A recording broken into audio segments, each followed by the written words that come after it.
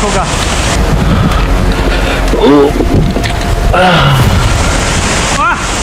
मेरी छड़ी भी गई। मैं पूरा सिर ऊपर करके भी इस झरने को नहीं देख पा रहा हूं। ये बहुत तेज हवा है।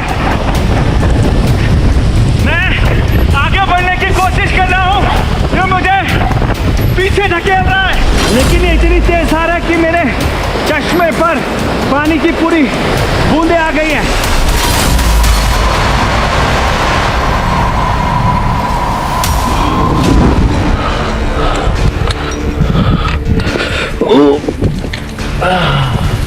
उसकी वजह से फिसलन बहुत ज़्यादा है। आपको संभल के एक एक कदम रखने की ज़रूरत है।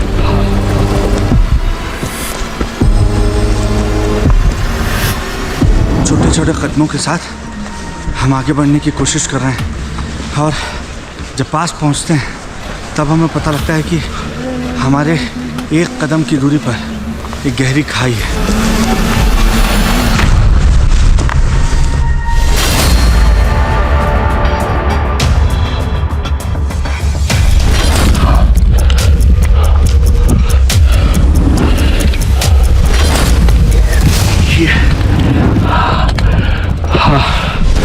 मुझे पलट कर देखने में भी डर लग रहा है, क्योंकि तेज हवा लगातार मुझे पीछे की ओर धकेल रही है। हमें नहीं पता था जिंदा वापस लौटेंगे भी या नहीं। हम नहीं जानते थे जिंदा लौटे तो अपने पैरों पर खड़े होंगे या स्ट्रेचर पर लेटे होंगे। आराम से आराम से आराम से।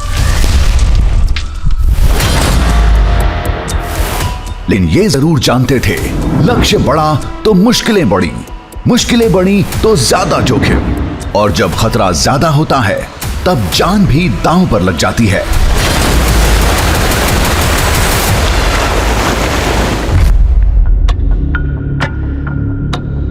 मुझे अब लग रहा है मुझसे नहीं होगा।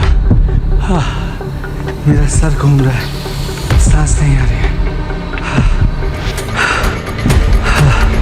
वो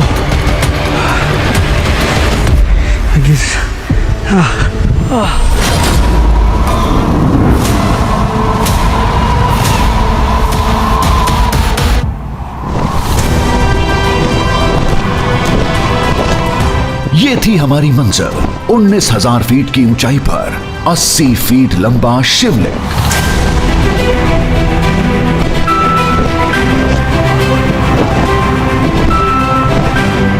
पंच कैलाश में से एक, कैलाश मानसरोवर के बाद दूसरा सबसे ज्यादा मान्यता वाला शिवधाम।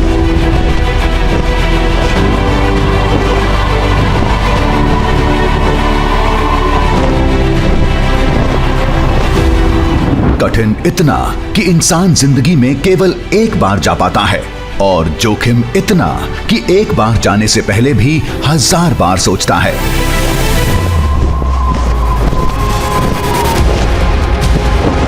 पुराणों में जिसका नाम है इंद्रकील पर्वत, और लोग उसे आज कहते हैं किन्नौर कैलाश।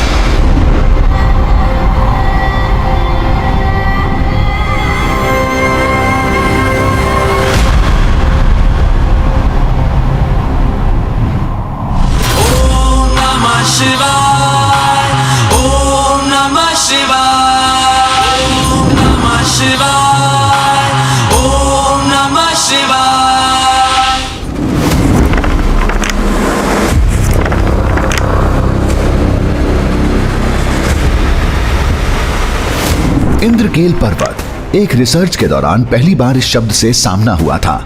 महाभारत में वन पर्व के 37वें अध्याय में श्लोक संख्या 41 और 42 में लिखा है, हिमवंतमतिक्रम्य गंधमादनमेव च अत्यक्रामत् सदुर्गाणि दिवा रात्रमतीन्द्रतः इंद्रकीलम समासाद्यत तो तिष्ठद धनंजयः। मतलब यह है कि उन्होंने हिमालय और गंधमादन को पार किया और दिन रात बड़े परिश्रम से किलों को पार किया। धनंजय यानी अर्जुन इंद्रकील पर पहुंचकर खड़ा हो गया। पूरी कहानी कुछ ऐसी है। बात उस समय की है जब पांडव अज्ञातवास के दौरान जंगलों में भटक रहे थे। युद्ध होना तय हो चुका था। तब अर्जुन ने इंद्रकील नाम के एक पर्वत पर तपस्या की थी, जहां महादेव से उन्हें पाशुपतास्त्र शस्त्र मिला था।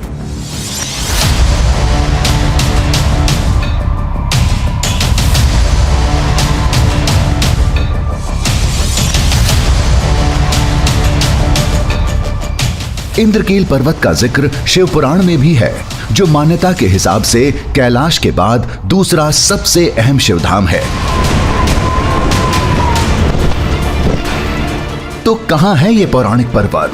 क्या आज भी धरती पर मौजूद है?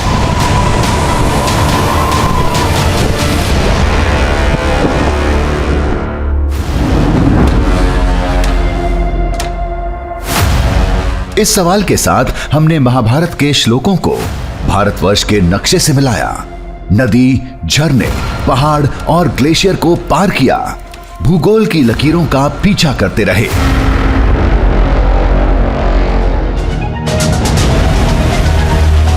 हमारी खोज खत्म हुई हिमाचल प्रदेश के किन्नौर जिले के पोवारी गांव में, जहां से 18 किलोमीटर ट्रैकिंग के बाद 19,000 फीट की बुलंदी पर वो इंद्रकील पर्वत आज भी खड़ा है, जिसके शिखर पर 80 फीट लंबा एक शिवलिंग है, जो अब किन्नौर कैलाश के नाम से जाना जाता है।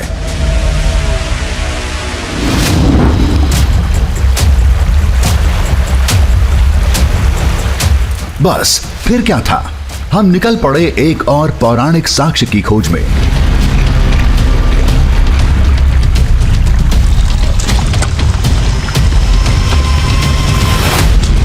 पोवारी गांव के जंगल से आगे बढ़ रहे थे, लेकिन इस बार चुनौती बहुत बड़ी थी।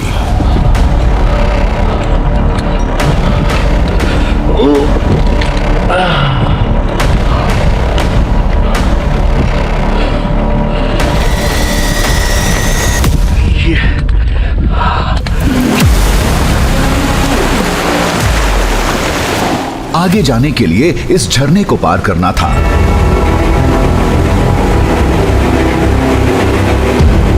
इसके दो रास्ते थे। पहला, झरने की चढ़ाई करें, दूरी कम हो जाती, लेकिन यह मुमकिन नहीं था।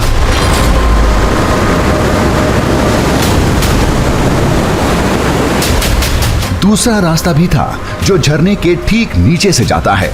यह मुश्किल था, लेकिन नामुमकिन नहीं।